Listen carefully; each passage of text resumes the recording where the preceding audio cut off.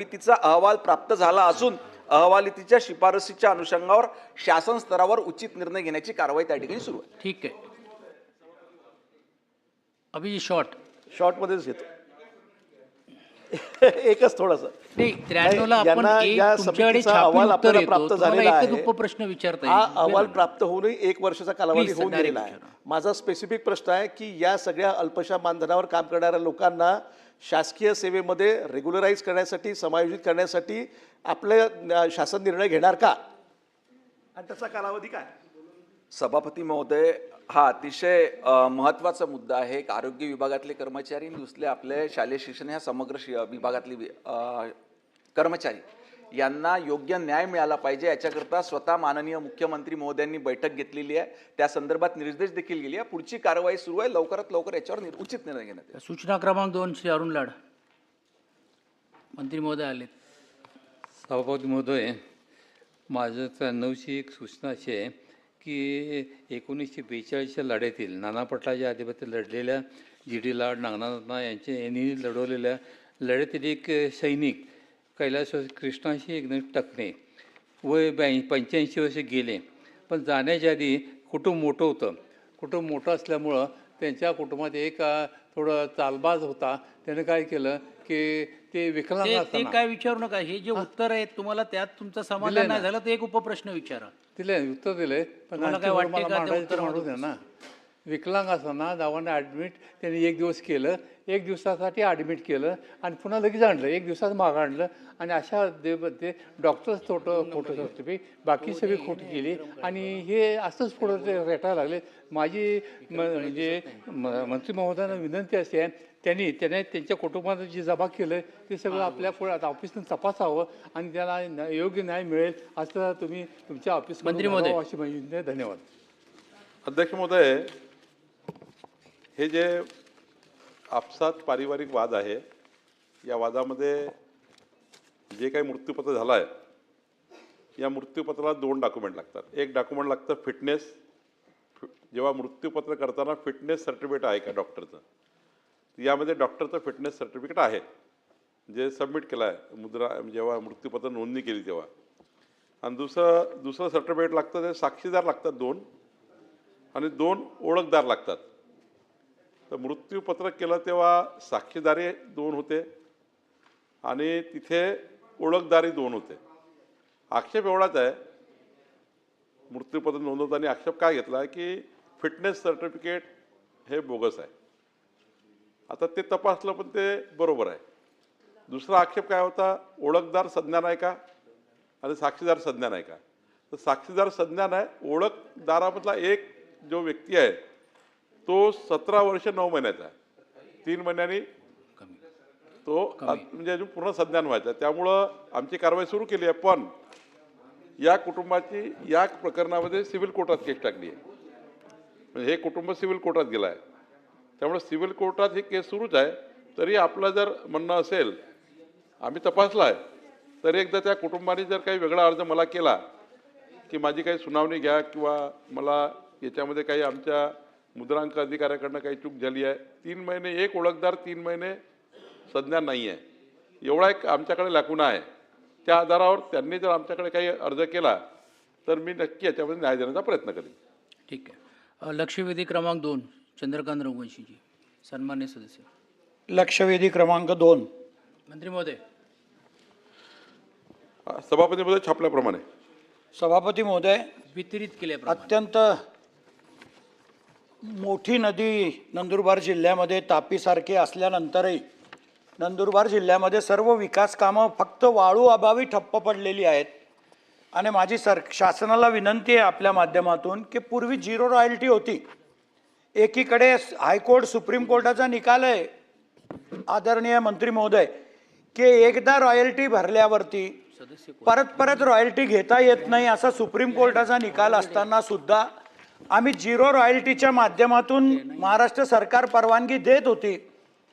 शौर्य टेक्नॉलॉजी म्हणून एक कंपनी होती, तिला ते अधिकार दिले होते. तिच्या माध्यमातून थोड्याफार प्रमाणात शासनाला काय निधी मिळत होता मला माहीत नाही, महसूल काय मिळत होता हे माहीत नाही. परंतु आज पूर्ण नंदुरबार जिल्ह्यामध्ये एकही काम होत नाही.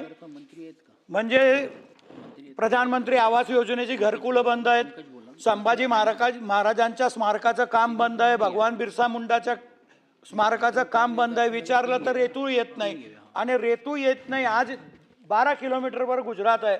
गुजरातमधून एकदा रॉयल्टी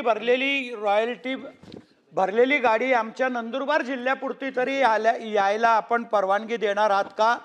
किंवा 0 रॉयल्टी? कारण सुप्रीम कोर्ट तर म्हणतं सर की एकदा रॉयल्टी भरली तर कुठल्याही राज्य सरकार परत रॉयल्टी घेऊ शकत नाही. तो निकालही माझ्याकडे आहे. मी आदरणीय मंत्री महोदयांना सुप्रीम कोर्ट आणि हायकोर्टचे निकाल सुद्धा पाठवतो.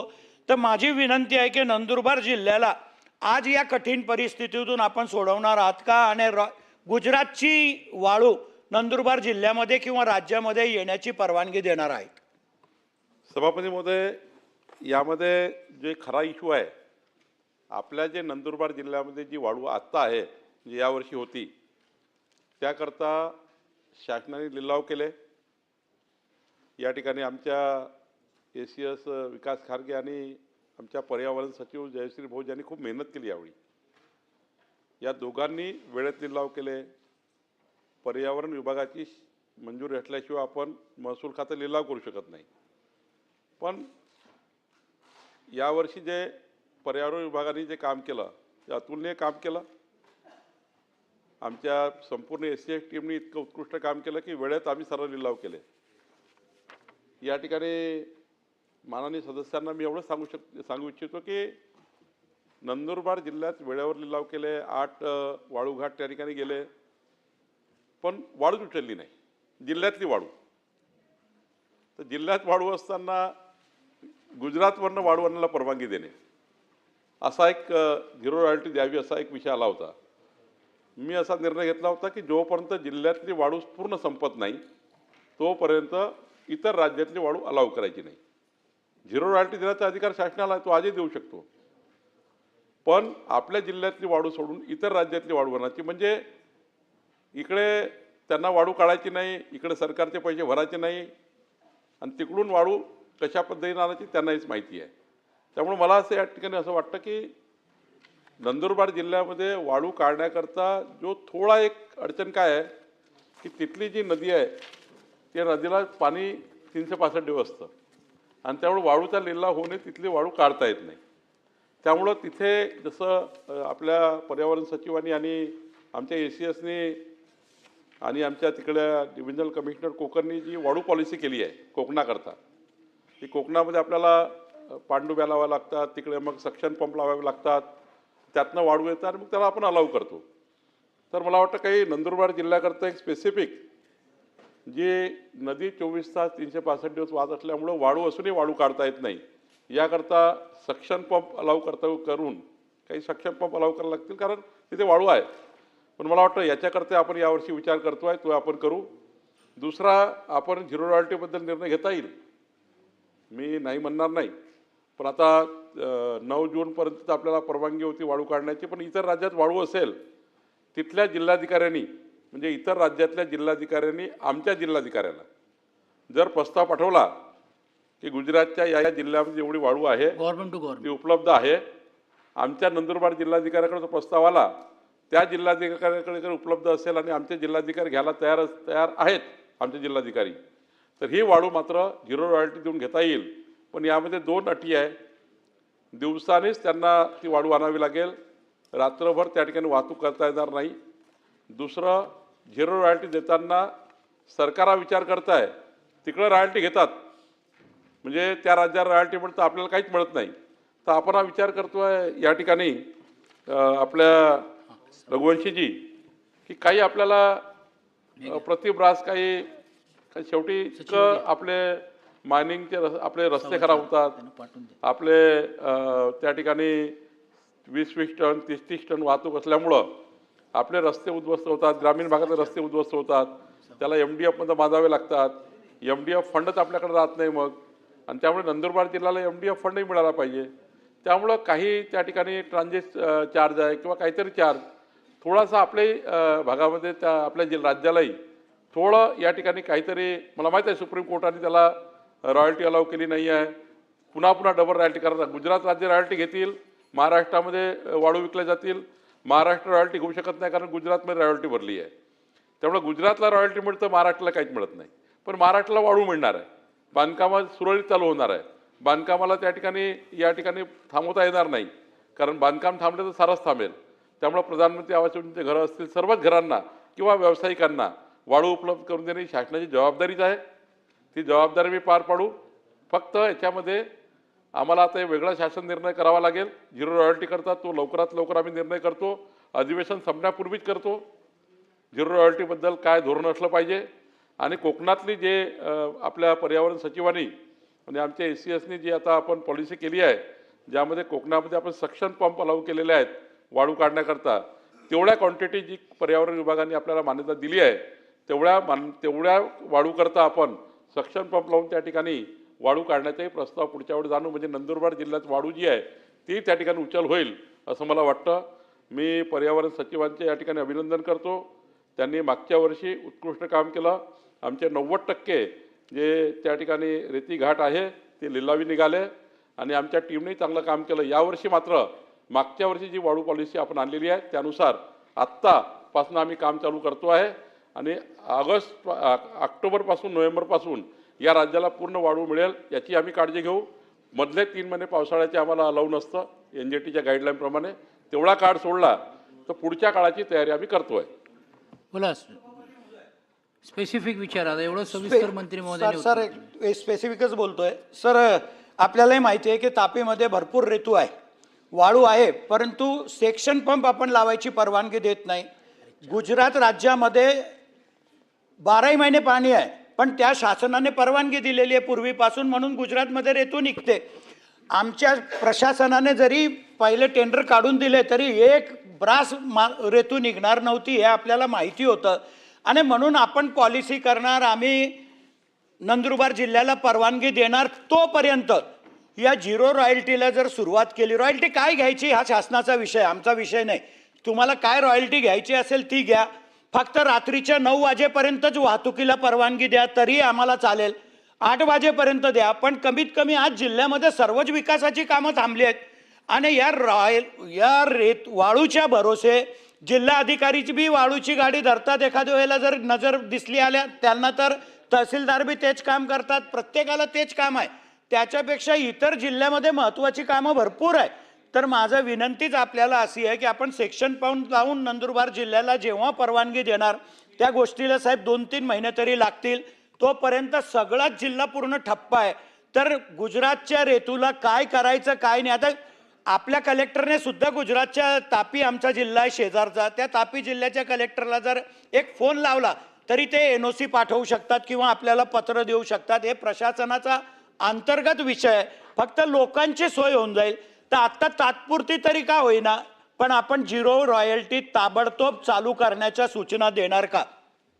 सभापती महोदय, अधिवेशन संपण्यापूर्वी मी याचा एक झिरो रॉयल्टीचं धोरण ठरवतो, झिरो रॉयल्टी सुरू करतो आणि नंदुरबार जिल्हाधिकारी जेवढी वाळू मागेल तेवढी वाळू गुजरातच्या राज्यामध्ये कुठल्या जिल्हाधिकाऱ्याकडे असेल त्यांच्याशी बोलून त्यांचा टायअप करून तेवढी वाळू जेवढी नंदुरबार जिल्ह्याला पाहिजे तेवढी उपलब्ध करून देतोय.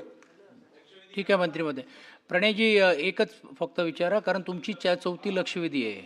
हा प्रश्न, ही लक्षवेधी भलेही नंदुरबारसाठी लागलेली आहे, पण हा संपूर्ण महाराष्ट्रातला हा प्रश्न आहे. विशेष करून आमच्या विदर्भातला हा प्रश्न आहे, कारण मोठ्या प्रमाणात मध्य प्रदेश आणि छत्तीसगडमधनंही झिरो रॉयल्टीच्या माध्यमातून रेती आमच्याकडे आणली जाते.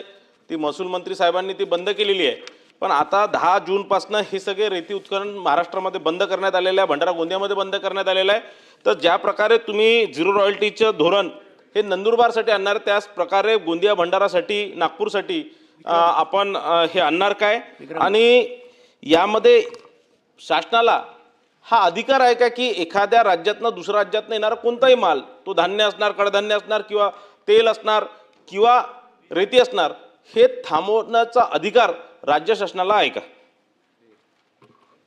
सभापती महोदय, जसं मी नंदुरबार सांगितलं तसंच मी गोंदिया, भंडारा, चंद्रपूर, अमरावती सर्व जिल्ह्याकरता सांगतोय की राज्यामध्ये जर वाळू आणायची असेल तर तिकडल्या जिल्हाधिकाऱ्यांनी आमच्या जिल्हाधिकाऱ्याला पत्र दिलं पाहिजे की आमच्याकडे वाळू आहे. जर आपण हे पत्र घेतलं नाही तर तिकडनं चोरी करतील आणि इकडं आणतील. तिथल्या कलेक्टरनी सर्टिफाईड करून दे ना की माझ्याकडे वाळू आहे. म्हणजे रायपूर कलेक्टर छत्तीसगड कलेक्टरमध्ये वाढू आहे ते या कलेक्टरनी कम्युनिकेट करावं की आमच्याकडे एवढी वाढू आहे घेऊन जा, तुमचा जो काही ट्रान्सपोर्टर आहे त्याला आम्ही अलाव करू आणि झिरो रॉयल्टी घेऊनच अलाव करू. फक्त आता याच्यामध्ये तिकडे रॉयल्टी मिळतं आपल्याला काहीच मिळत नाही, म्हणून काही थोडे याच्यामध्ये ट्रान्सपोर्ट चार्जेस वगैरे घेऊन काही करता येईल का हाही विचार आहे, पण ते आम्ही करू. दुसरा शासनाला अधिकार आहे का, तर शासनाला अधिकार पूर्णच असतं, शासनाचे अधिकार अमर्याद असतात आणि त्यामुळे महसूल संहिता 1966चे अधिकार वापरूनच आपण निर्णय करतो. शासनाच्या निर्णयाचे जेव्हा अधिकार असतात तेव्हा शासन निर्णय करतं. दुसऱ्या याच्यामध्ये एक गोष्ट खरी आहे की या झिरो रॉयल्टीमध्ये आपल्याला जोपर्यंत राज्यामध्ये वाढू आहे, आता भंडारा गोंदियामध्ये इतकी वाढू आहे यावर्षी की जी वाढू लिलाव झाली तीच उचलली नाही. मी आधीच अभिनंदन केलं पंकजाताई आपल्या जयश्री भोसचे आणि तुमचं की खूप चांगलं काम पर्यावरण विभागाने केलं. म्हणजे आत्तापर्यंत पर्यावरण विभाग एप्रिल महिन्यापर्यंत परवानगी द्यायची नाही, म्हणजे पर्यावरणाची एनओसीच मिळायची नाही आम्हाला. पण टाईम बाउंड कार्यक्रमात आम्ही फाईल पाठवल्याच्या, आम्ही प्रस्ताव पाठवल्याच्या 8 दिवसात 10 दिवसात आपल्या पर्यावरण विभागाने परवानगी दिली आहे. ही परंपरा अशीच जर राहिली तर आपल्याला पुढं चांगले माइलस्टोन गाठता येतील. पण प्रणय फुकेची मी तुम्हाला आश्वस्त करतो की कुठल्याही जिल्हाधिकाऱ्यांनी वाढू मागितली तर आम्ही त्यांना परराज्यातली वाढू उपलब्ध करून देऊ. फक्त चोरी व्हायला नको याची काळजी आपल्याला घ्यावी लागतं. राहिला प्रश्न याचा आपल्या जिल्ह्याचा, आपल्या राज्यामध्ये वाळू उपलब्ध असताना बाहेर राज्याची घेणं योग्य नाही. आपला महसूल चुकतो. भंडारा गोंदिया चंद्रपूर जिल्ह्यामध्ये इतकी वाळू आहे आज की आपली वाळू उचलता येत नाही. आपल्याला इतकी परिस्थिती वाईट आहे. तुम्ही जर सांगितलं मला की बाबा आपली वाळू संपली, भंडाऱ्याची, आपली गोंदियाची वाळू संपली आहे, चंद्रपूरची वाळू संपली आहे, तुम्ही वाटेल तेवढी वाळू आपण परराज्यातनं आणण्याची परवानगी देऊ. चला आता लक्षवेधी आता झालं ना, एवढं सविस्तर बोलल्यानंतर काय राहिलं.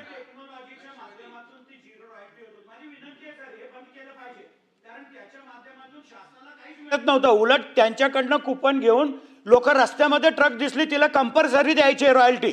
एकदा रॉयल्टी असल्यावर बी दुसरी घ्यावी लागायची, कारण काही प्रमाणामध्ये दादागिरी करणारे लोक तिथं राहायचे. आणि म्हणून माझी विनंती आहे की रॉयल्टी जिल्हाधिकारी कार्यालयानेच दिली पाहिजे.